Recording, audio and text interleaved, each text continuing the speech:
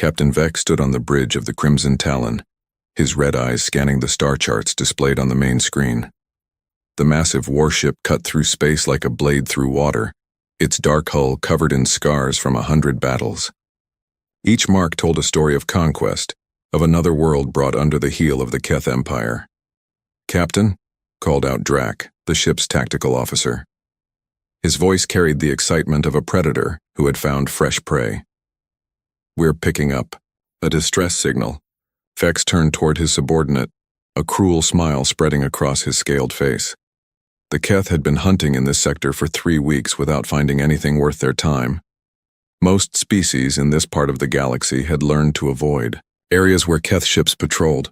The smart ones fled at the first sign of their approach. The foolish ones became slaves or corpses. "What kind of signal?" Vex asked, moving closer to the tactical station. Drac's clawed fingers danced across his control panel, bringing up the sensor data. "It's coming from a single ship, about 2 light hours from our current position.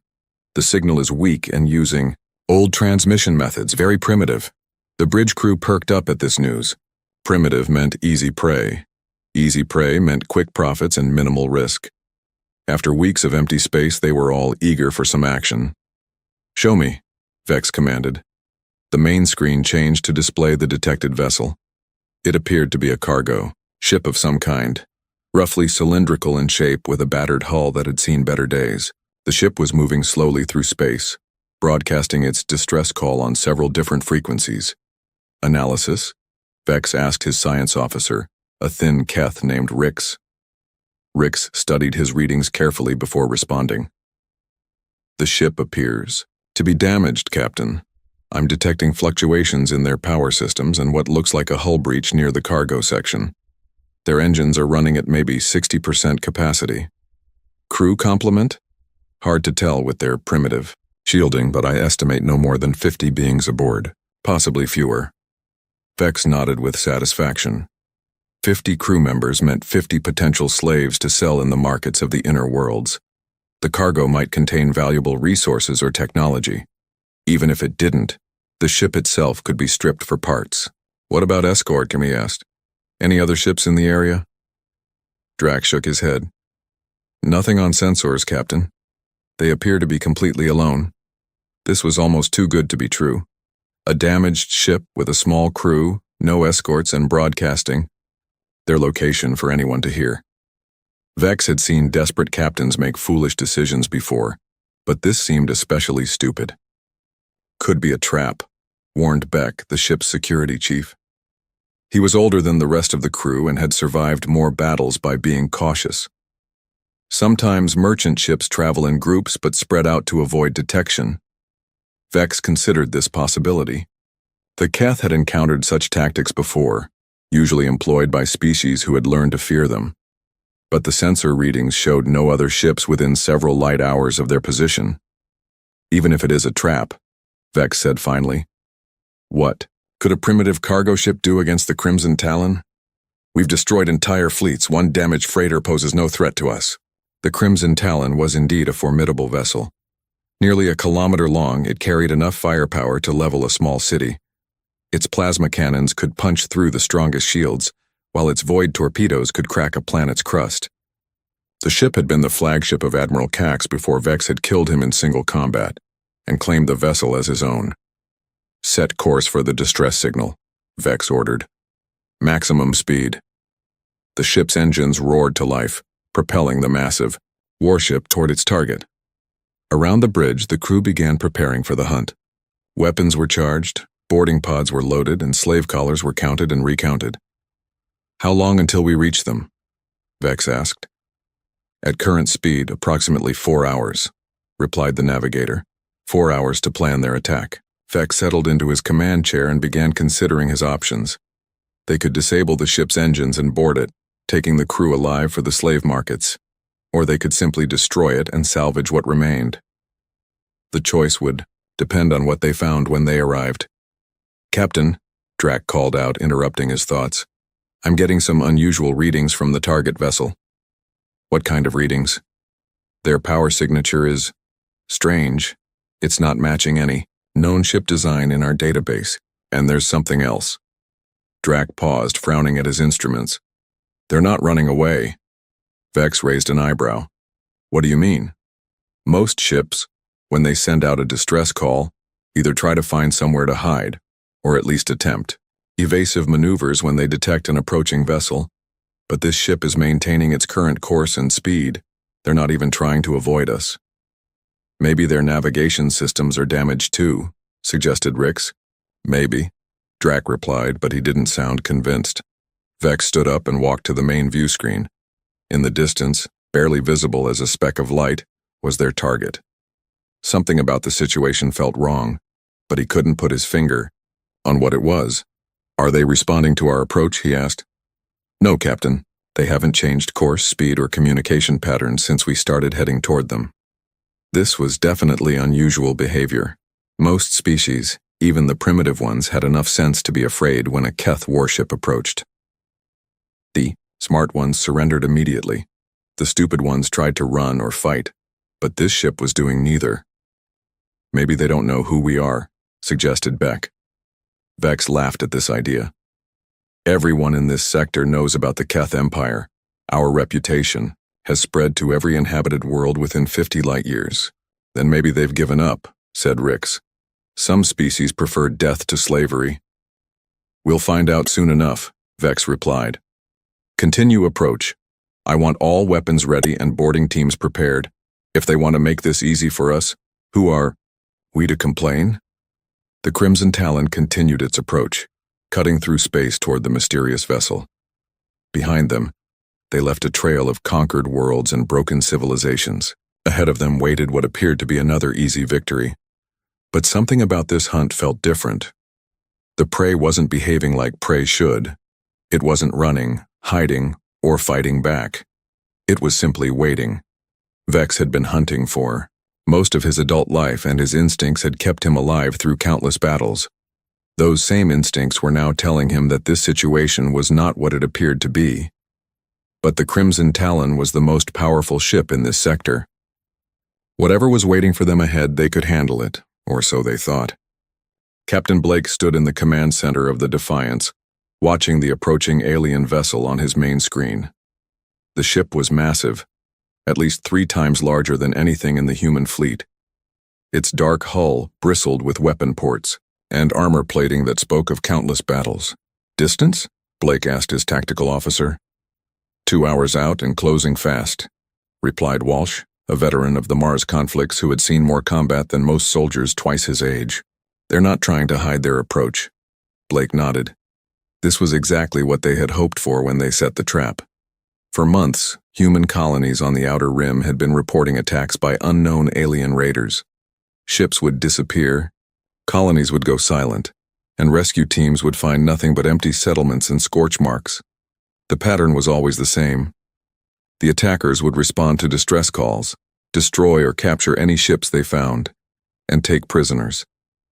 Intelligence reports suggested the aliens were slavers, treating conquered species as property to be bought and sold. Today, that pattern would end. Status report, Blake ordered. All systems green, Walsh replied. Stealth fields are holding, steady. External appearance matches the profile of a damaged cargo vessel. The fake distress signal is broadcasting on all frequencies. The Defiance looked nothing like the warship it actually was. Special hull plating disguised its true size and shape. Holographic projectors created the illusion of damage and jury-rigged repairs. Even the power signature had been modified to appear primitive and weak. But beneath the disguise, the ship was humanity's latest and deadliest creation. Built in the secret shipyards of Europa, it represented everything humans had learned about warfare over thousands of years of conflict. Incoming transmission, announced Communications Officer Park. The alien vessel is hailing us. Put it through, Blake said. The main screen flickered, showing the bridge of the alien ship. The captain was a tall reptilian creature with red eyes and scales that looked like armor. When he spoke, his voice was harsh and filled with arrogance. Primitive vessel, you will prepare to be boarded. Surrender now and your deaths will be quick. Resist and you will suffer before you die. Blake had expected this. Intelligence reports had described similar communications from other attacks.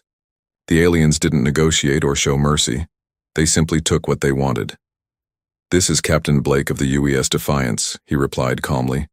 "You have entered human space without permission and threatened a human vessel. You have 30 seconds to change course and leave this system." The alien captain's response was laughter. Cold, cruel laughter that echoed across the comm channel. "Human?" the alien said. "We have never heard of your species. No matter. You will make fine slaves for the markets of Keth Prime. Your ship will make a useful addition to our fleet." 25 seconds, Blake said, his voice still calm. "Your primitive weapons cannot harm the Crimson Talon," the alien continued. "We have conquered dozens of species across 3 star systems. Your pitiful vessel will be 20 seconds. The alien captain's expression changed slightly. He wasn't used to prey that didn't cower or beg for mercy. Most species would be pleading for their lives by now. "You do not understand," the alien said. "We are the Keth Empire. We are death itself sailing between the stars. We have turned entire worlds into ash and 15 seconds. Blake's crew watched their instruments carefully. The alien ship was still approaching at maximum speed, showing no signs of changing course. Weapon signatures were building as they prepared to fire. 10 seconds. "Your bravery is admirable but foolish," the alien captain said. "Very well. If you choose death over slavery, we will grant your wish." 5 seconds. The alien ship's weapons were now fully charged. Plasma cannons swiveled toward the Defiance and torpedo tubes prepared to fire. On the alien bridge, the captain raised his hand to give the attack order. "Time's up," Blake said quietly. He turned to Walsh. "Show them what a human warship looks like." Walsh's hands moved across his control panel with practiced precision. Dropping stealth fields, revealing primary systems, all weapons coming online. The transformation was incredible to watch. The battered cargo ship that had been limping through space suddenly began to change. Hull plates slid aside to reveal massive weapon arrays. Armor sections extended and locked into place. The ship's true size became apparent as hidden sections deployed. Most shocking of all were the weapons themselves. Where other species used energy beams and explosive projectiles, humanity had weaponized physics itself. Rail guns that could accelerate projectiles to incredible speeds. Gravitational manipulators that could crush a ship from within. Quantum torpedo systems that could ignore shields entirely. On the alien bridge, alarms began blaring. Sensors that had showed a primitive cargo ship now registered a vessel unlike anything in their databases. Weapon signatures appeared that their computers couldn't identify or classify. "Impossible," the alien captain whispered, staring at his screens. "What kind of ship is this?" Blake's voice came through the comm system, still perfectly calm. "This is the UES Defiance, a human warship. You were warned to leave. You chose to stay." "Fire!" the alien captain screamed to his crew. "All weapons fire!" Plasma beams and energy torpedoes streaked toward the human ship. They struck the Defiance's shields and simply disappeared. Absorbed by barrier technology the aliens had never seen before. "Our turn," Blake said to Walsh. The first demonstration was gentle by human standards. A single gravitational pulse struck the alien ship's engine section. The effect was immediate and precise. Their engines shut down completely, but the hull remained intact. The massive warship that had been charging toward them suddenly found itself drifting helplessly in space. "What did you do?" the alien captain demanded. "Our engines are offline, but I detect no damage to the hull." "That was a gravitational distortion pulse," Blake explained, as if giving a lecture to students. "It disrupts the quantum field that powers your engines.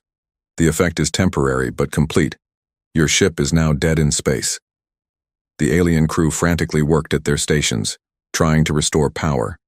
Nothing they did had any effect. Their engines were simply gone, shut down, by technology they couldn't understand. "This is impossible," the alien captain said. "No species has such weapons." "You said you've conquered dozens of species," Blake replied. "Did any of them spend their entire evolutionary history fighting wars against themselves? Did any of them Develop nuclear weapons before they achieved spaceflight? Did any of them nearly destroy their own planet multiple times before they learned to work together? The alien captain had no answer. Humans did, Blake continued. We've been perfecting the art of warfare for thousands of years, not against alien invaders or monsters from space, but against other humans. We've learned to kill efficiently, precisely, and completely. A second weapon fired from the Defiance. This time, a quantum torpedo phased through the alien ship's shields, as if they weren't there, and disabled their primary weapon array. Again, no hull damage, no casualties, just surgical precision that left their enemies helpless. Every weapon on this ship was designed by a species that considers war a science. Blake said, "We've had practice." Captain Vex stared at his screens in complete disbelief. The readings made no sense.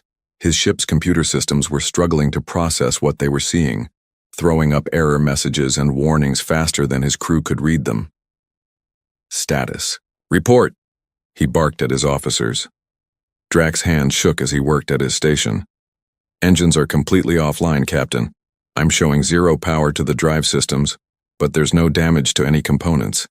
It's as if the engines simply forgot how to work. Weapons? Vex demanded. Primary array is down, replied Beck from his security station. Whatever hit us passed right through our shields like they weren't there. But again, no physical damage. The weapons are intact, they just won't respond to commands. Vex had never encountered anything like this in 20 years of conquest. When the Keth attacked, they destroyed things. Completely. Violently. The idea of disabling systems without causing damage was foreign to their way of thinking. Sir, Rix called out. From his science station, his voice filled with fear. I'm detecting more weapons systems on the human ship. Many more. The main screen updated to show a tactical analysis of the enemy vessel.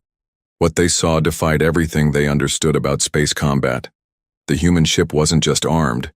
It was a floating arsenal of technologies the Keth had never imagined. Those readings can't be correct, Vex said. Run the scan again. I've run it 3 times, Captain. The results are the same. That ship has at least 40 different weapon systems, and I can't identify what half of them do. While alien civilizations built bigger guns and stronger shields, humans had taken a completely different approach. They had weaponized forces that most species barely understood existed. Look at this, Rix continued, his voice getting higher with panic. They have something called gravitational manipulation arrays. And here, quantum field disruptors. What does that even mean?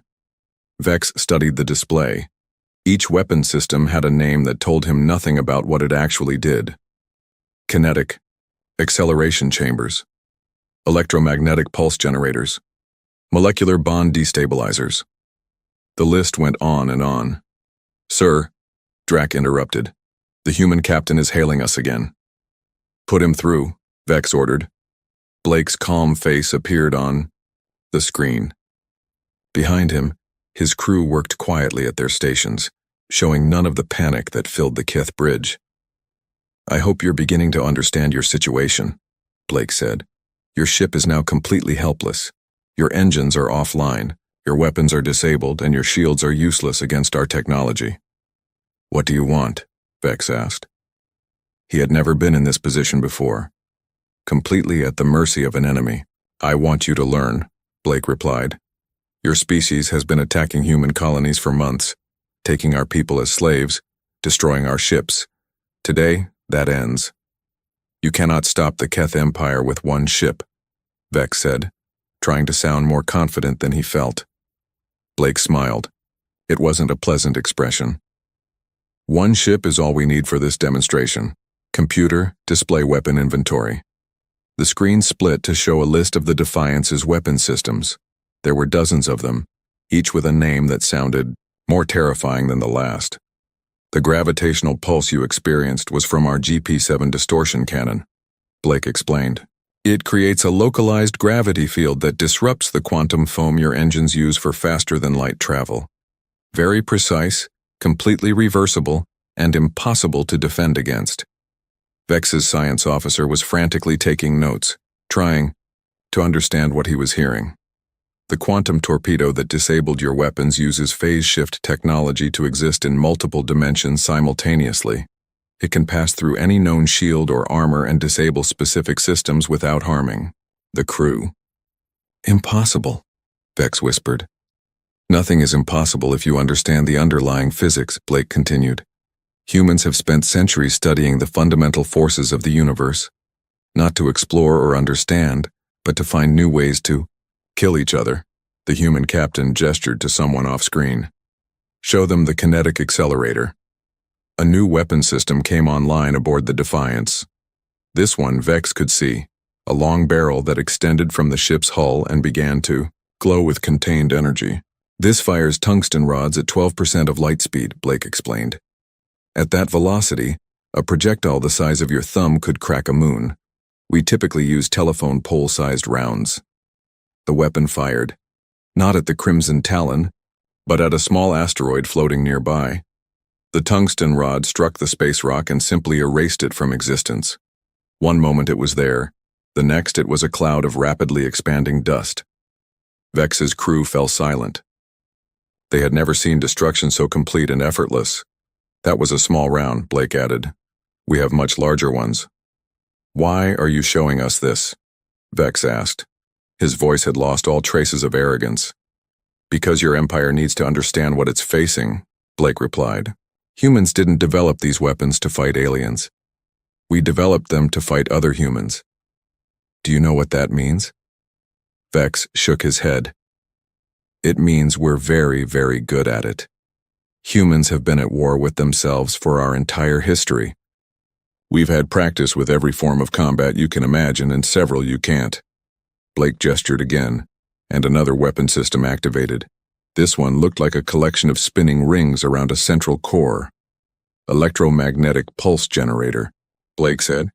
It can fry every electronic system on your ship while leaving the hull intact. Very useful for taking prisoners. The weapon charged but didn't fire. The threat was clear enough. Or perhaps you'd prefer the molecular destabilizer. Blake continued. It breaks the bonds between atoms. Your ship would simply fall apart at the molecular level. Takes about 30 seconds for complete dissolution. Vex felt something he had never experienced before in combat. Helplessness. His ship, which had been the terror of 3 star systems, was completely outmatched by technologies he couldn't even comprehend. How is this possible, he asked. Your ship appeared primitive. Your technology seemed basic. Camouflage, Blake replied. Another thing humans are very good at. We've learned that sometimes the best weapon is the one your enemy doesn't see coming. The tactical display updated again, showing even more weapon systems coming online. Each one represented a different approach to destruction, a different way of killing that the Keth had never encountered. Your species fights like animals, Blake continued. All teeth and claws and brute force. Humans fight like humans. We use our brains. We plan. We adapt. We innovate. Vex looked around his bridge at his terrified crew. These were warriors who had never known defeat, soldiers who had conquered entire worlds. Now they cowered before weapons they couldn't understand wielded by a species they had never heard of. What happens now? Vex asked quietly. Blake's expression grew serious. Now you learn what mercy looks like when it comes from the most dangerous predator in the galaxy. Captain Blake watched the alien ship drift helplessly in space. He could see the fear in the enemy captain's eyes through the communication link. It was a look he had seen before, the moment when a predator realized it had become prey. Kjarn. Crew is probably wondering why you're still alive, Blake said calmly. Most species would have destroyed your ship by now. Humans are different. Vex's hands gripped the arms of his command chair. His claws left deep scratches in the metal. What do you want from us? I want you to understand something very important, Blake replied. This isn't about revenge or conquest, this is about sending a message. Blake turned to Walsh. Target their communication array. Surgical strike only. Aye, Captain, Walsh responded. His fingers moved across the control panel with practiced ease. Kinetic projectile loaded, micro round selected. The weapon fired with barely a whisper. A tungsten projectile no larger than a marble struck the Crimson Talon's main communication dish with perfect precision. The dish simply vanished in a puff of metal vapor, leaving the surrounding hull completely untouched. Communication systems, offline, Drac reported from his station, his voice shaking. But there's no other damage. How did they target something so small from this distance? Vex stared at his tactical display. The human ship was still over 1,000 kilometers away, yet they had hit a target no bigger than a dinner table. The precision was impossible by Keth standards. Humans have been shooting at each other for thousands of years, Blake explained over the still-functioning internal comm system. We've gotten very good at hitting exactly what we aim for. Blake nodded to Walsh again. Now their sensor array, same precision. Another micro-round fired. This time it struck the ship's primary sensor cluster, destroying the delicate instruments. While leaving the housing intact, the Crimson Talon was now blind as well as mute. Sensors are down, reported Rix, panic creeping into his voice. Captain, we can't see anything beyond visual range. We're completely cut off. You're beginning to understand, Blake's voice continued through their internal speakers. Every shot I take is exactly where I want it. Your ship has over 3,000 critical systems. I can disable any of them individually or all of them at once. To demonstrate his point, Blake ordered another series of precise strikes.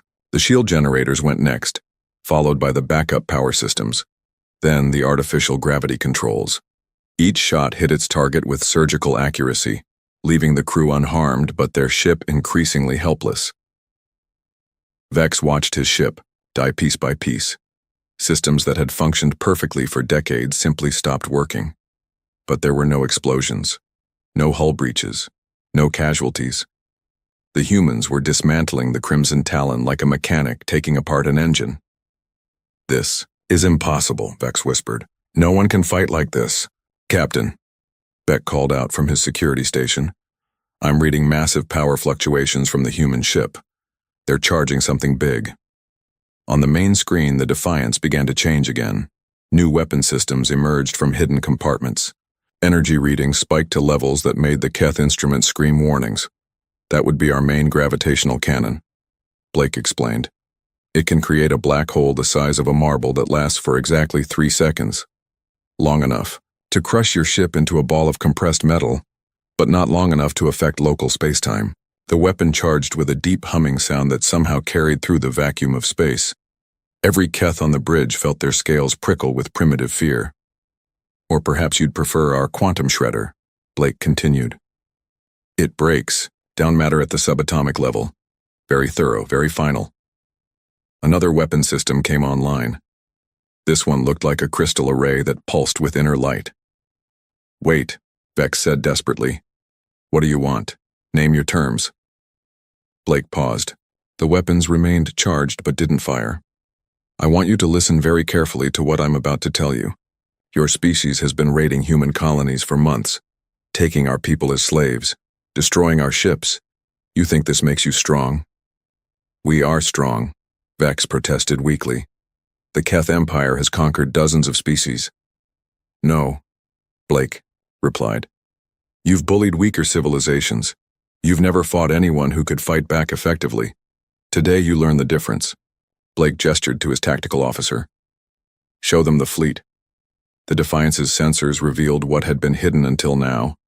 Dozens of ships materialized around the Crimson Talon, emerging from stealth fields that had made them completely invisible. They were all human vessels, all armed with the same impossible weapons. 37 ships, Blake announced, each one capable of destroying your vessel in seconds. This entire encounter has been observed and recorded by the human fleet. Vex felt his heart sink. They weren't facing one strange ship with impossible weapons. They were surrounded by an entire fleet of them. But here's what's going to happen, Blake continued. Nothing. Nothing? Vex repeated, confused. That's right, nothing. I'm not going to destroy your ship. I'm not going to kill your crew. I'm not even going to take you prisoner. Vex stared at the screen in disbelief. Why? Because dead enemies can't deliver messages, Blake replied. And I have a very important message for your empire. Blake stood up from his command chair and walked closer to the screen. When he spoke, his voice carried the weight of absolute authority. Listen carefully, Captain Vex of the Keth Empire. You will return to your homeworlds. You will tell your leaders exactly what happened here. You will explain that humanity is now active in this galaxy. Blake paused to let his words sink in. Any species that approaches us in peace will be welcomed as friends and trading partners. We have much to offer to those who choose cooperation over conquest. The human captain's expression grew cold. But any species that comes to us with thoughts of slavery or conquest will discover why humans are the most dangerous thing that ever crawled out of any gravity well in the universe. Blake turned to Walsh. Restore their engines and basic systems. Give them enough power to reach home. Sir, are you sure about this? Walsh asked. They could report our positions to their fleet. That's exactly what I want them to do, Blake replied. The more their empire knows about human capabilities, the less likely they are to make the mistake of challenging us. Power began returning to the Crimson Talon systems. Not all of them, and not at full capacity, but enough to limp home. The crew worked frantically to restore basic functions. Captain Vex, Blake said as the communication link prepared to close. You've seen what one human ship can do. Imagine what 1,000 can do. Imagine what 1,000,000 can do. Blake smiled, and it was not a pleasant expression. Your empire has two choices. Learn to coexist peacefully with humanity, or learn why we spent 10,000 years perfecting the art of war. The communication link closed, leaving the Keth crew alone with their thoughts and their crippled ship. 3 weeks later, Captain Vex sat in the Grand Council chamber of Keth Prime, facing the most powerful beings in the Empire. The High Council consisted of 12 ancient Keth who had ruled for centuries, their scales darkened with age and their eyes sharp with intelligence. They had built their empire through conquest and fear, and they did not like what they were hearing. Explain this again, demanded High Counselor Thex, his voice echoing through the chamber. You claim that a single primitive ship defeated the Crimson Talon? Vex had been dreading this moment since his ship limped back to port. The story sounded impossible even to him, and he had lived through it. But the evidence was undeniable. His ship bore the precise scars of weapons that defied understanding. Not defeated, Counselor, Vex replied carefully. They chose not to destroy us. Every action they took was calculated and precise. They could have killed us all in seconds, but they wanted us alive to deliver their message. Messages are for diplomats, sneered Counselor Zek from her seat. Warriors settle disputes with weapons. These humans are both, Vex said. They showed me weapons that turned warfare into a science. They spoke of treaties and trade, but their ships could crack. Planets, the council chamber fell silent. For 500 years, the Keth Empire had been the dominant force in this region of space. They had never encountered a species that combined advanced technology with strategic thinking. Show us the recordings, ordered High Counselor Thex. Vex activated the holographic display in the center of the chamber. The images from his ship's sensors played out in 3 dimensions, showing the human vessel's transformation from apparent cargo ship to advanced warship. The council watched in growing concern as weapons emerged that their scientists couldn't identify. Pause there, commanded Counselor Vach, pointing at the display. What is that weapon system? They called it a gravitational cannon, Vex replied. It can create artificial black holes, small ones but powerful enough to crush any ship. Several council members exchanged worried glances. The Keth had mastered plasma weapons and energy shields, but gravitational manipulation was beyond their understanding. Continue, Thex ordered. The recording showed the precise strikes that disabled the Crimson Talon systems one by one. Each shot hit exactly where the humans intended, causing no unnecessary damage but leaving critical systems completely inoperative. Impossible precision, muttered Counselor Rix. No species can target that accurately at such range. The human captain explained it, Vex said. They have been fighting wars for thousands of years, not against aliens, but against other humans. They have perfected warfare through constant practice. This statement caused an uproar in the chamber. The Keth had always assumed that their aggressive nature made them superior warriors. The idea that another species could be more violent was disturbing. What about their fleet strength? Asked Counselor Dex. Vex activated another part of the recording, showing the moment when 37 human ships materialized around his vessel. The council watched in stunned silence as ship after ship emerged from what had appeared to be empty space. Stealth technology, Vex explained. They can hide entire fleets from our sensors. We never knew they were there until they chose to reveal themselves. High Counselor Thex leaned forward in his chair. What was their message? Vex straightened and recited the words that had been burned into his memory. Any species that approaches humanity in peace will be welcomed. Any species that comes with conquest in mind will discover why humans are the most dangerous predator in the galaxy. The chamber erupted in angry voices. Some council members called for immediate war. Others demanded more information. A few suggested caution, which was unusual for the typically aggressive Keth leadership. Silence, Vex commanded. The chamber fell quiet. Captain Vex, in your professional opinion, could the Keth Empire defeat these humans in open warfare? Vex had been dreading this question. He thought of the weapons he had seen, the casual way the humans had disabled his ship, the terrifying precision of their attacks. No, Counselor, he said quietly. I do not believe we could. This admission sent shockwaves through the council. The Keth Empire had never encountered a foe they couldn't eventually defeat through superior numbers or more aggressive tactics. Explain, Thex demanded. Their technology is beyond ours, Vex replied.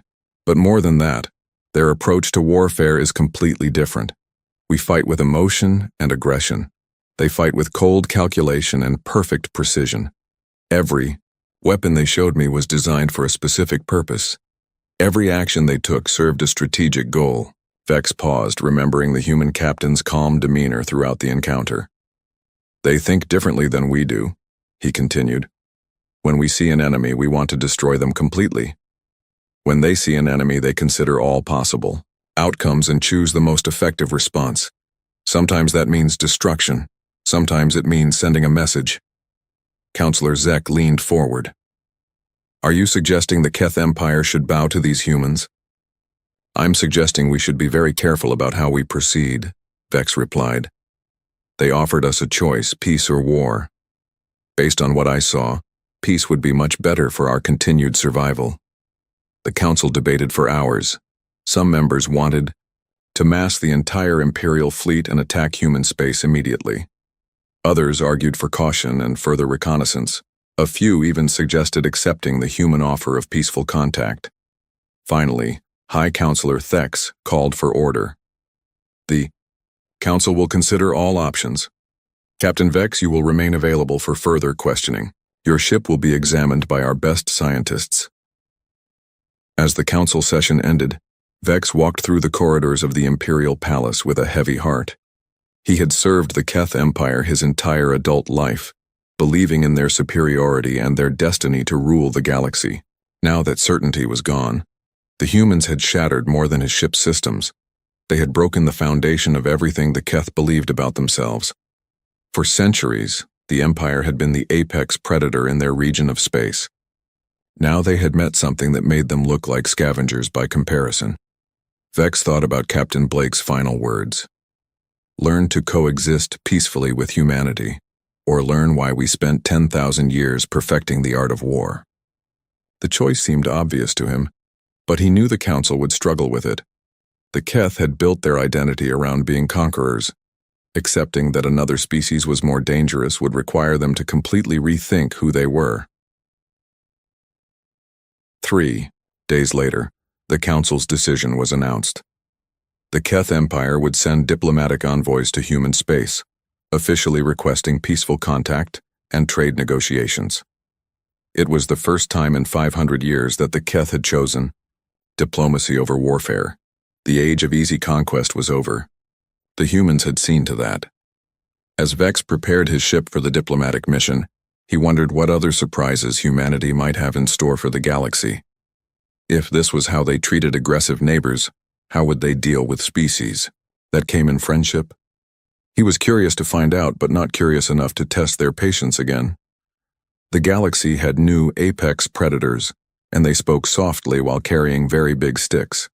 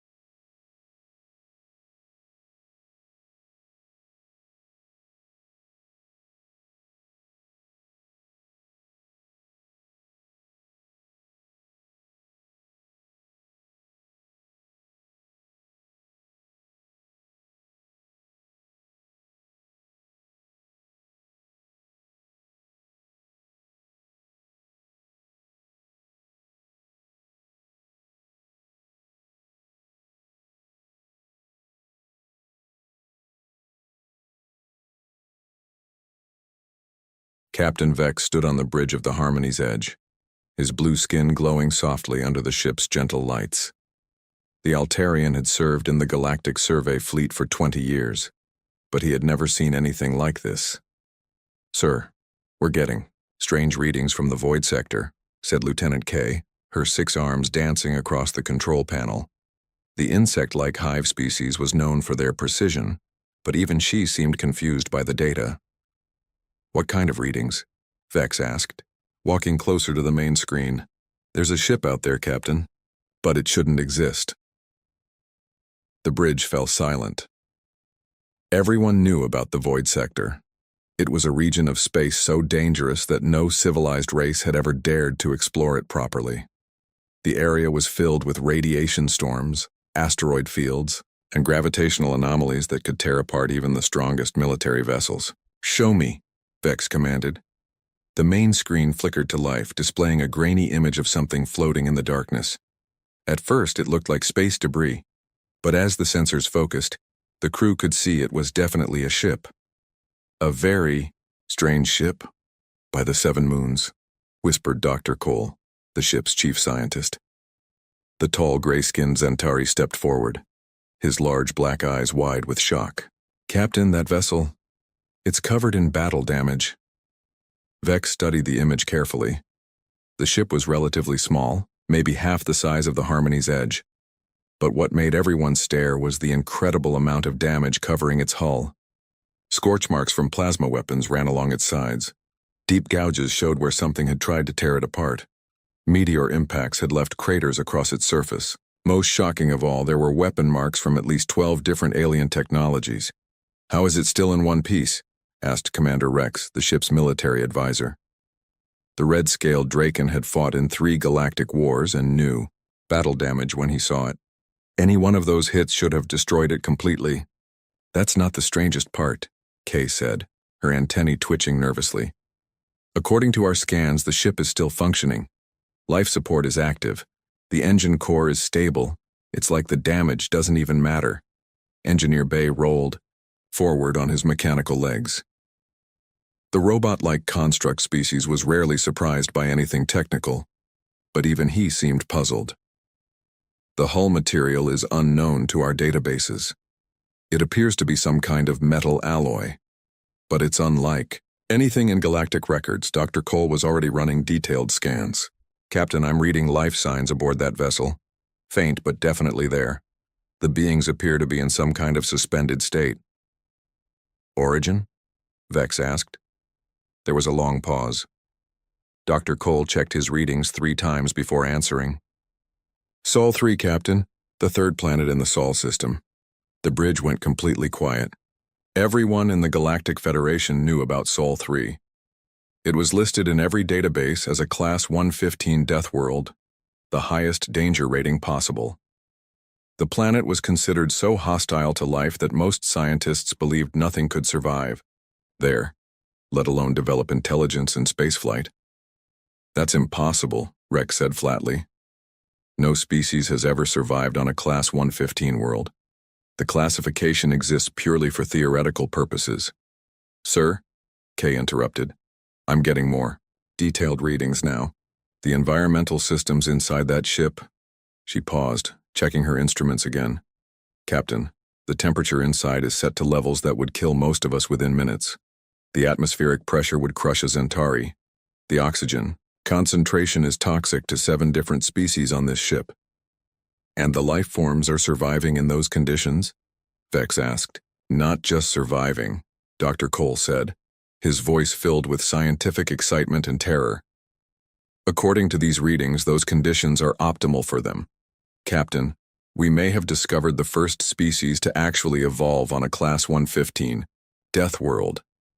Engineer Bay made a mechanical humming sound that indicated deep thought. "I'm analyzing their ship's construction. The design philosophy is completely alien to us. Where we build for efficiency and comfort, they've built for survival. Every system has multiple backups. The hull is designed to take massive damage and keep functioning. Even their life support can operate in conditions that would be considered emergency situations for us. What kind of world creates beings like this?" Rex wondered aloud. Dr. Cole pulled up the Sol 3 files on his personal screen. According to our databases, Sol 3 has weather systems that generate storms powerful enough to level cities. The surface temperature varies from extreme cold to extreme heat. The planet experiences regular natural disasters, earthquakes, volcanic eruptions, massive floods. The ecosystem is filled with predators designed for killing. And something intelligent evolved there? Vex asked. It appears so. And not just intelligent, capable of building spacecraft and surviving in the vacuum of space. Lieutenant K's antennae drooped. Captain, there's something else. I'm detecting traces of at least 15 different alien technologies in that ship's weapon systems. It's as if they've encountered multiple species and learned from them. Learned how to fight them, Rex corrected grimly. Captain Vex stared at the damaged ship on his screen. In his 20 years of service, he had encountered hundreds of different species. Some were peaceful, some were aggressive, some were strange beyond understanding. But he had never encountered anything that challenged the basic assumptions of galactic civilization. Every species in the Federation had evolved on worlds that were safe enough to develop culture, art, and philosophy. They had learned to solve problems through cooperation and technology. War existed, but it was usually limited and civilized. But what would a species be like if it had evolved on a world where everything was trying to kill it? What would their culture look like? Their technology, their approach to conflict? Sir, Dr. Cole said quietly, we need to make a decision. Do we maintain safe distance and report this to the Council, or do we attempt contact? Vex considered his options. The safe choice would be to call for a full military escort and let the experts handle first contact. But something about the battered ship called to him. Despite all the battle damage, despite coming from the most dangerous world imaginable, the vessel wasn't attacking, it was just floating there. Captain, Engineer Bay said, I'm detecting a signal from their ship. It's weak, but it appears to be some kind of distress call. They're asking for help? Kay asked in surprise. It would seem so. Captain Vex made his decision. Prepare a boarding party. Dr. Cole, Commander Rex, Engineer Bay, you're with me. Kay, maintain safe distance but keep all sensors focused on that ship. If anything goes wrong, jump to hyperspace immediately and report to command. Sir, Rex said carefully. Are you sure about this? We have no idea what we're dealing with. Vex looked at the screen one more time. The ship hung in space like a wounded animal, scarred by battles across the galaxy, but somehow still alive. Whatever species had built it had survived the impossible. They had turned the most dangerous world known to galactic science into their home. No, he said finally. I'm not sure at all. But that's exactly why we need to find out what they are. As the Harmony's Edge moved closer to the mysterious vessel, none of the crew could imagine that they were about to make first contact with a species that would change everything they thought they knew about survival, strength, and what it meant to be truly dangerous. The airlock hissed open, and Captain Vex stepped into the alien ship. The first thing that hit him was the smell, sharp, metallic, with traces of something that made his nose burn. Behind him, Dr. Cole coughed and adjusted his breathing mask. The air is safe to breathe, Dr. Cole said, checking his scanner. But it's harsh. Very harsh. Commander Rex kept his weapon ready but not raised. The red-scaled Dracon had fought many battles, but stepping onto this ship felt different. Everything about it screamed danger. Sharp metal edges jutted from walls where other species would have smooth curves. The lighting was too bright, casting hard shadows everywhere. Even the floor felt wrong under their feet, designed for beings with much stronger bones. This corridor could cut someone just by walking through it, Rex muttered. Engineer Bay rolled forward on his mechanical legs, scanning everything. The design makes no sense, he said. Where we would use force fields for safety, they use physical barriers. Where we would use automated systems, they use manual controls. It's like they expect everything to break. Maybe everything does break on their world, Dr. Cole suggested. They moved deeper into the ship. Every room they passed showed the same strange design philosophy. controls that required incredible hand strength to operate, chairs that seemed built for beings with bones like steel, temperature controls set to levels that would cook most galactic species alive. Here, Dr. Cole said, stopping at a reinforced door. Life signs are strongest behind this barrier. The door was massive, thick metal with locking mechanisms that looked like they belonged on a bank vault. Engineer Bay worked on the controls while the others waited. After several minutes, the door slowly ground open. Inside was a room filled with sleeping pods. But these weren't the elegant stasis chambers used by civilized species. These looked more like medical emergency units, built for keeping someone alive in the worst possible conditions. "By the stars," whispered Dr. Cole. Through the transparent covers, they could see the beings inside. They were bipedal like many galactic species, but smaller than expected. Their skin was a strange pale color, and they had hair growing from their heads in various shades. What shocked the boarding party was how normal they looked. "They're not very big," Rex observed. "Don't let that fool you," Dr. Cole said, reading his scanner with growing alarm. "Their bone density is off the charts. Muscle fiber efficiency is beyond anything in our databases. And their cardiovascular systems." He paused, checking the readings again.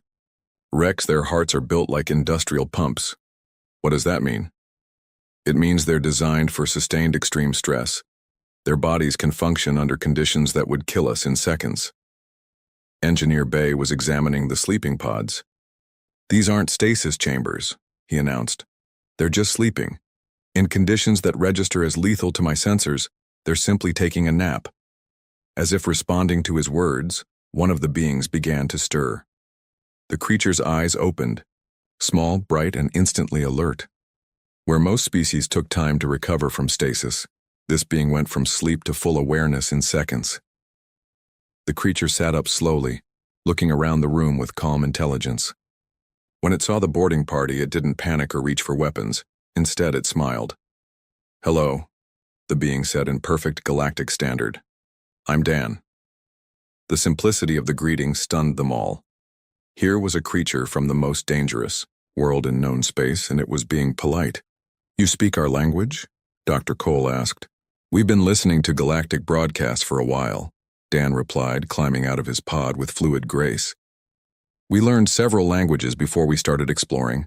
Standard protocol for first contact." Dan was shorter than any of them, but as he moved, Rex noticed something unsettling. Every step was perfectly balanced. Every gesture was controlled. This being moved like a predator, relaxed, but ready to explode into action at any moment. "Are you injured?" Dr. Cole asked, noting the scars visible on Dan's arms. Dan looked confused for a moment, then laughed. "Oh, these? No. These are normal. You collect scars living on Earth. Part of growing up." "Growing up?" "Yeah. Learning to survive. Everyone has scars." Dan's tone was casual, as if discussing the weather. The other pods were opening now. 3 more beings emerged, 2 males and 1 female, all moving with that same predatory grace. They introduced themselves as Kate, Tom, and Sam. All were friendly, curious, and completely unaware of how terrifying they appeared to the galactic visitors. "So you're from the Galactic Federation?" asked Kate, the female. She was examining Engineer Bay with obvious interest. "We've been hoping to make contact. Earth has so many questions about other worlds." "Your ship has taken massive damage," Rex pointed out. "How are you still alive?" Tom, who appeared to be their medic, shrugged. "The endurance is tough. We built her to last. Had some run-ins with hostile species, but nothing we couldn't handle." "Hostile species?" Dr. Cole leaned forward. "How many?" "Let's see," Sam said, counting on her fingers. "The Razor Swarm near Alpha Centauri. Those crystal beings in the Vega system who tried to eat our ship. The machine race that wanted to study us by taking us apart. The pirates in 3 different sectors. Oh, and those fungus creatures who thought we'd make good fertilizer." She said it all with the same tone someone might use to list grocery items. "You fought all of them?" Rex asked, his military mind struggling to process this information. "Well, We tried diplomacy first, Dan said. We always try talking, but sometimes you have to fight. That's just how the universe works. Dr. Cole was running continuous scans on the humans, and each reading made him more nervous. Their resting heart rate was higher than most species' combat rate. Their muscle tension suggested they were ready for immediate action despite appearing completely relaxed. Most disturbing of all, their brain activity showed constant tactical assessment. They were unconsciously evaluating every person and object in the room as either resource, threat, or irrelevant. Your world, Dr. Cole said carefully. We have it classified as uninhabitable. Class 115 Death World. Death World? Kate laughed.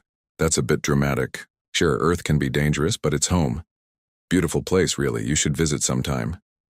Visit a Class 115 Death World? The weather's been nice lately, Tom added helpfully.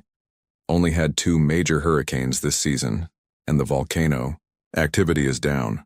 Spring is always pleasant, just watch out for the tornadoes.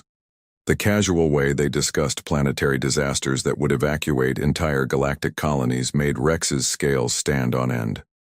Perhaps, Dr. Cole said slowly, you would like to come aboard our ship? We have medical facilities, comfortable quarters. That's very kind, Dan said. We'd love to see your ship. Fair warning, though. We might need some adjustments to your life support. What you probably consider normal might be a bit soft for us. As they prepared to escort the humans back to the Harmony's edge, Rex couldn't shake the feeling that they weren't rescuing survivors. They were inviting apex predators aboard their ship. And the most unsettling part was how genuinely friendly these predators seemed to be. The humans settled into the guest quarters aboard the Harmony's edge with surprising ease. Captain Vex watched from the bridge as his crew tried to make their new visitors comfortable, but every attempt seemed to reveal something more unsettling about these beings from Earth. Captain, Lieutenant K reported, her 6 arms trembling slightly. The humans have requested food. That seems reasonable. What's the problem? They're asking for items that register as industrial solvents in our database. Vex frowned. Show me. On the main screen he watched as Tom cheerfully consumed what the ship's computer labeled as highly corrosive cleaning fluid. The human had asked for something called coffee and seemed perfectly happy with the closest chemical match the EU food processors could provide. He's drinking acid, Kay whispered. In another part of the dining area, Kate was eating what appeared to be concentrated plant toxins mixed with processed minerals. She called it a salad with salt. Sam was consuming fermented organic matter that would poison most galactic species, claiming it was just bread and cheese. Dr. Cole approached Captain Vex with his medical scanner in hand. Sir, I've been running continuous biological studies on our guests. The results are disturbing. In what way? Their digestive systems can process almost anything organic as food. The chemicals they consume for pleasure would require emergency medical treatment for us. But that's not the worst part, huh? Dr. Cole pulled up his readings on a portable screen. Watch this. The display showed Dan's vital signs as he sat calmly talking with Engineer Bay. He appears relaxed, Vex observed.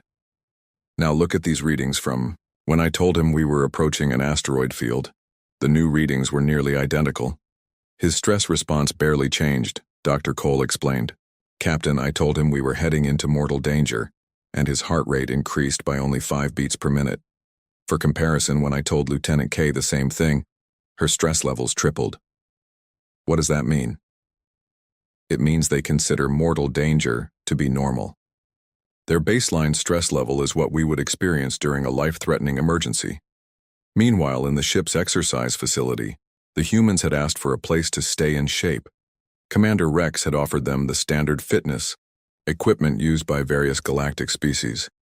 What followed challenged everything the crew thought they knew about physical capability. Sir, Rex reported over the comm system, you need to see this. When Vex arrived at the fitness center, he found the humans casually performing physical exercises that would require powered armor for most species. Dan was lifting weights that would crush a Zentari's bones. Kate was running at speeds that only military enhancement drugs could achieve in other races. Tom was performing acrobatic moves that defied several laws of physics. "They're not even sweating hard," Rex said in amazement. "This is what they call light exercise." "What do they do for heavy exercise?" Vex asked. "I was afraid to ask." Sam noticed their audience and waved cheerfully. "Great gym. Though, do you have anything heavier? This is about what we'd use for warming up back home." Engineer Bay rolled over to study the equipment. "These weights are rated for maximum Dracon military specification," he informed her. "Oh, that's nice," Sam said politely. "Do you have anything for serious strength training?" Later that day, Dr. Cole invited the humans to share stories about their homeworld. What he heard made him question everything he thought he knew about survival and civilization. "So Earth has weather," Dan was explaining to a fascinated group of alien crew members. "Sometimes it gets pretty intense." "Define intense," Dr. Cole requested. "Well, we get these storms called hurricanes that can level entire cities. The winds move fast enough to turn debris into missiles. Then there are tornadoes, spinning columns of air that can pick up buildings and throw them around." "And people live through these storms?" asked Lieutenant K. "Sure. You just prepare for them. Build strong shelters, stock up on supplies, watch the weather reports. Most people survive just fine." Kate jumped in. "The hurricanes aren't too bad if you're ready for them. It's the earthquakes that can catch you off guard. When the ground starts shaking hard enough to knock down mountains, you just have to ride it out and hope your building doesn't fall down." "Mountains fall down?" Engineer Bay's mechanical voice cracked slightly. "Sometimes," Tom added casually. "Volcanoes are worse, though. When one erupts near your city, the ash can block out the sun for months. Plus there's the lava flows, poisonous gases, and rocks falling from the sky like bombs." The alien crew listened in horrified silence as the humans described their homeworld with the same tone others might use to discuss a pleasant vacation spot. "But surely you have safe places?" Dr. Cole asked desperately. "Areas without these disasters?" "Not really," Sam said thoughtfully. "The ocean areas get tsunamis, walls of water hundreds of feet high that wash away everything on the coast. The desert regions have sandstorms that can strip flesh from bone, and temperatures that would cook you alive. The polar areas will freeze you solid in minutes. The forests are full of predators that hunt in packs." "Predators?"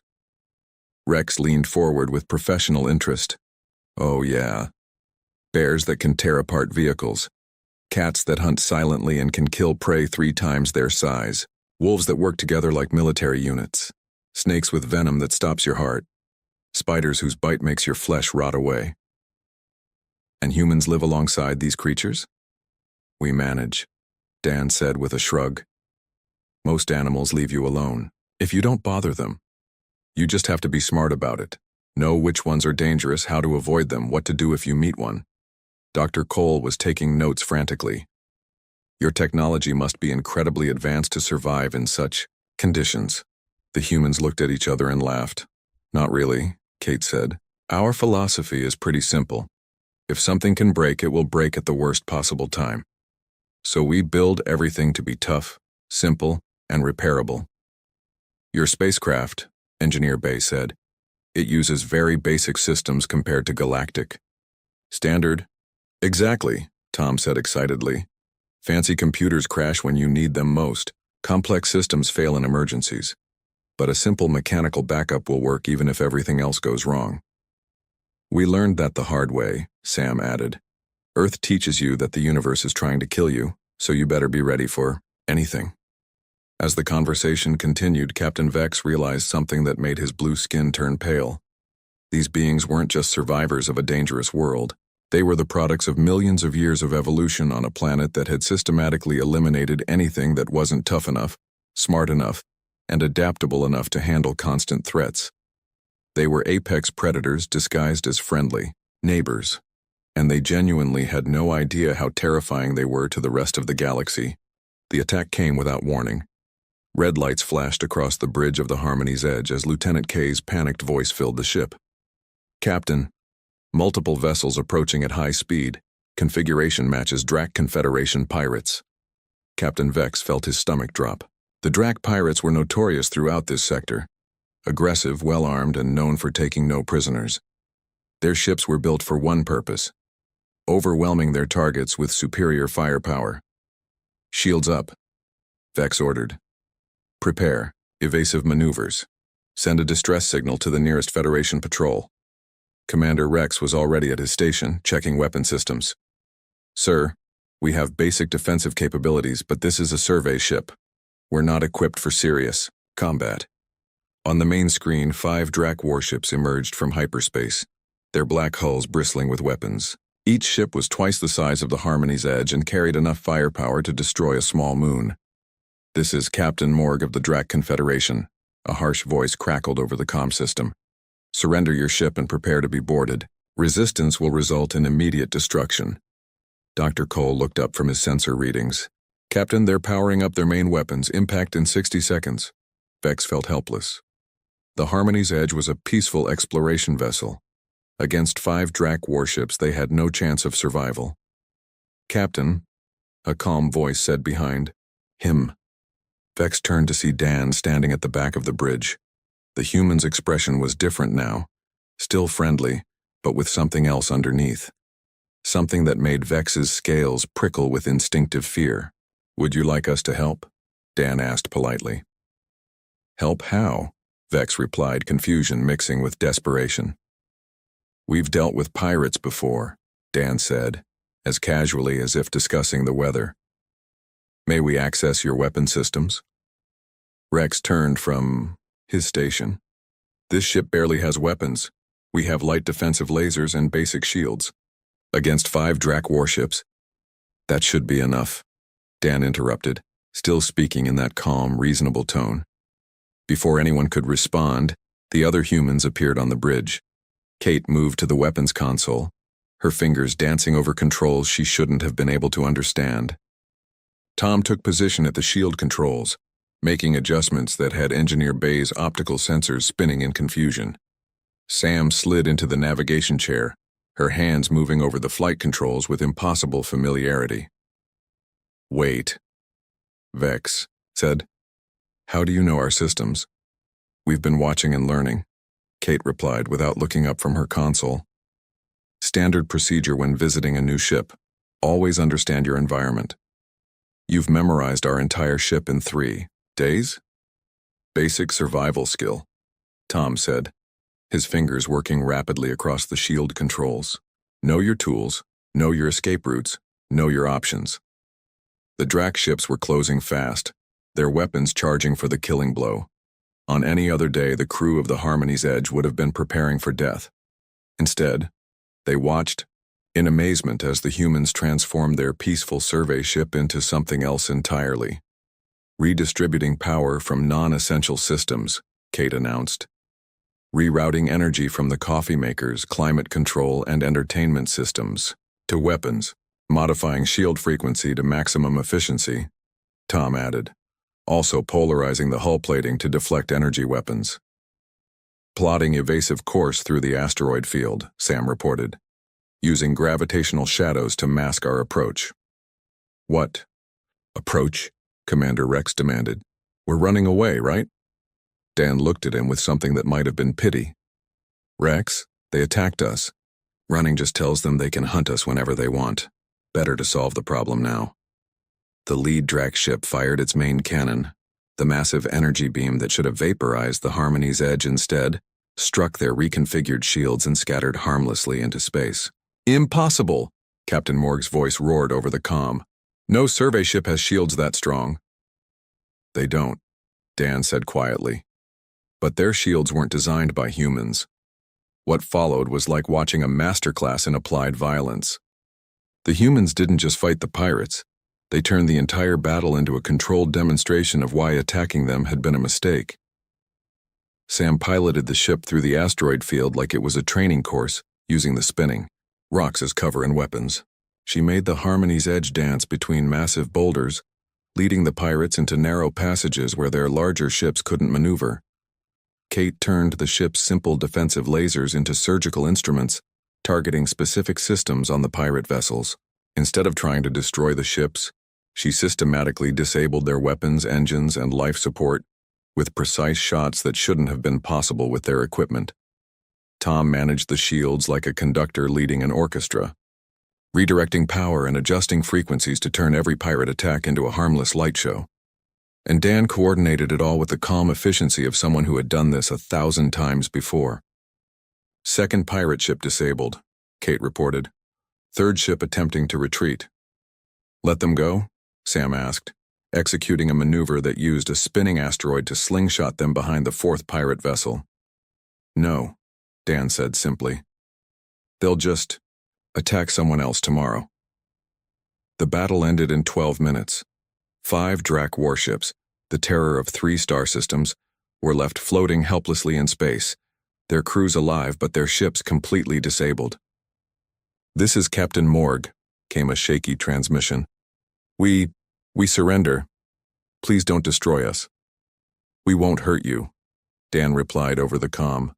But you need to understand something. This sector is under human protection now. Any ship that attacks, peaceful vessels will answer to us. Spread the word. The silence on the bridge of the Harmony's edge was complete.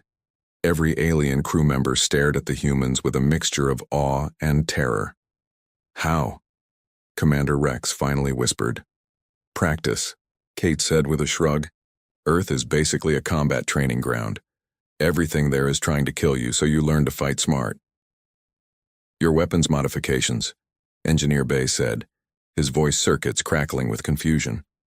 They violate 17 safety protocols. Safety. Protocols are for safe environments, Tom replied.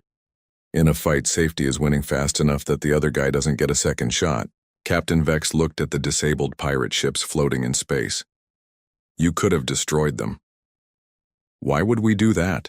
Dan asked, seeming genuinely puzzled. They're not a threat anymore. Killing them wouldn't solve anything. But you could have. Captain, Dan said quietly. We're from a world where the weather can kill you, the animals hunt you, and the ground itself tries to swallow you alive. These pirates, he gestured at the screen. They're not even close to the most dangerous thing we've faced this week. As the Harmony's Edge resumed course, leaving the defeated pirates behind, Captain Vex realized that everything had changed. The humans weren't just survivors, or even warriors. They were apex predators who had learned to wage war with the same casual competence that other species use to make breakfast, and somehow, impossibly, they were still the friendliest beings he had ever met. 3 weeks after the pirate encounter, Captain Vex sat in his quarters writing the most important report of his career. The words on his screen would change everything the Galactic Federation thought it knew about the universe. Outside his window, he could see the capital world of New Geneva growing larger as they approached. Soon the humans would stand before the Galactic Council and nothing would ever be the same. A soft chime announced a visitor. Come in, Vex called. Dan entered, carrying 2 cups of what the humans called coffee. The liquid still registered as industrial solvent on the ship's sensors, but Vex had learned to accept such impossibilities where humans were concerned. Thought you might want some caffeine, Dan said, offering 1 cup. You've been working on that report for hours. Vex accepted the cup carefully. Over the past weeks, the humans had somehow modified the ship's food processors to create beverages safe for other species. It was typical of their approach. They solved problems others didn't even know existed. I'm trying to explain what you are to people who have no frame of reference, Vex said. How do I tell the Council that we've discovered a species of friendly apex predators? Dan sat down across from him. Is that what we are to you? Dan, your people casually describe planetary disasters as minor weather. You treat combat like a routine maintenance task. Yesterday, I watched Kate fix our main engine by manually holding components that would kill most species through radiation exposure alone. She wore gloves, Dan pointed out. The gloves were melting. Dan shrugged. Kate's always been good with her hands. Back home, she worked on oil rigs in the North Sea during winter storms. Ship engines are easy compared to that. This was exactly what Vex meant. The humans discussed impossible feats like they were ordinary jobs, over the ship's comm, System. Dr. Cole's excited voice called for attention. Captain, you need to see this. The humans have been helping with our research data. Vex and Dan made their way to the science lab where they found Dr. Cole surrounded by holographic displays showing months of survey data. What am I looking at? Vex asked. 3 weeks of work compressed into 6 hours. Dr. Cole replied, his voice filled with scientific joy. The humans looked at our survey methods and made suggestions. Simple changes that increased our efficiency by 400%. Tom looked up from a complicated sensor array he was apparently rebuilding. Your equipment is really advanced, he said, but it's designed for perfect conditions. We just made some modifications so it works better when things go wrong. What kind of modifications?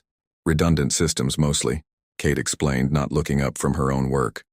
Multiple backups, manual overrides, simplified repair procedures, standard stuff. Engineer Bay rolled over, his optical sensors glowing with excitement. Captain, they've revolutionized our maintenance protocols. Equipment that used to require 3 days of careful shutdown procedures can now be repaired while running. How is that possible? They assume everything will break at the worst possible moment, Bay explained. So they design systems that can be fixed during emergencies. It's brilliant.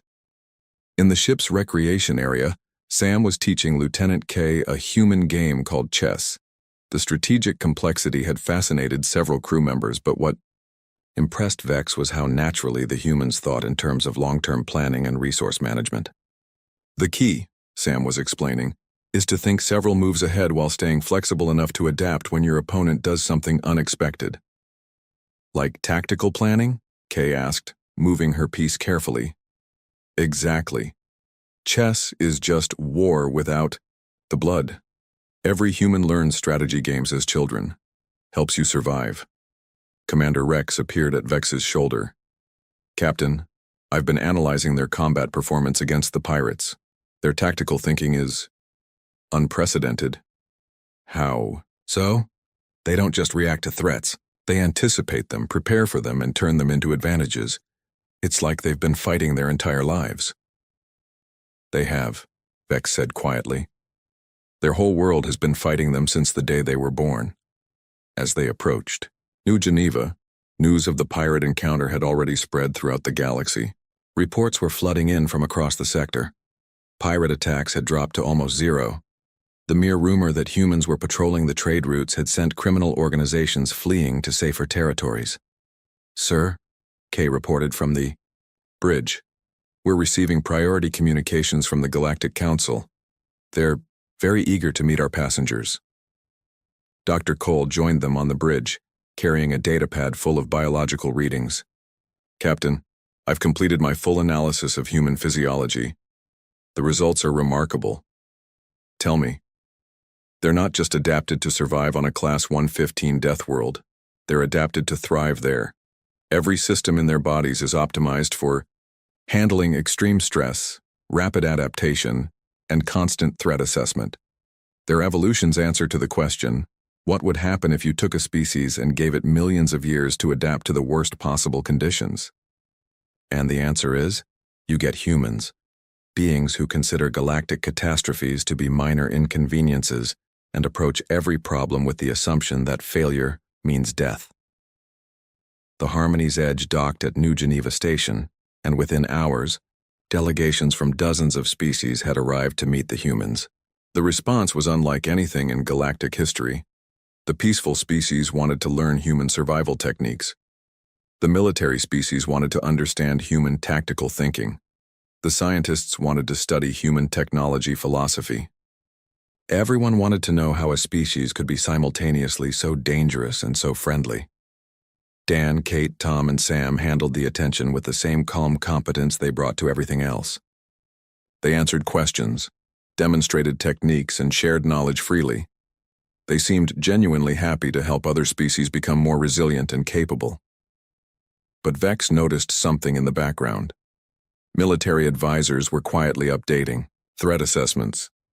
Diplomatic corps were rewriting first contact protocols. Scientists were revising their understanding of what was possible for biological evolution. The humans had no idea.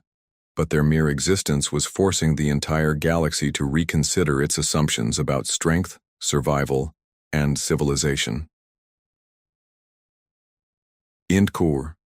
His final report to the Galactic Council, Captain Vex wrote, "We have discovered a species that represents both the greatest opportunity and the greatest challenge in galactic history. Humans bring knowledge that could benefit every member species. They offer friendship, cooperation, and protection to those who need it. However, we must understand what we are dealing with. Humans are apex predators from a world that makes our worst nightmares look like pleasant dreams. They are capable of violence beyond our imagination, but they choose friendship instead. My recommendation: welcome them as allies. Learn from them, but never forget what they are. They are the most dangerous species the galaxy has ever encountered, and fortunately for all of us, they seem to like us. Note for future reference: when humans offer to help, accept gratefully. When they offer to fight beside you, feel honored. When they offer to fight against you, surrender immediately and apologize." As the Harmony's Edge prepared for its next survey mission, now with a permanent human advisor aboard, Captain Vex realized that the galaxy had just become a much safer place, and a much more interesting one.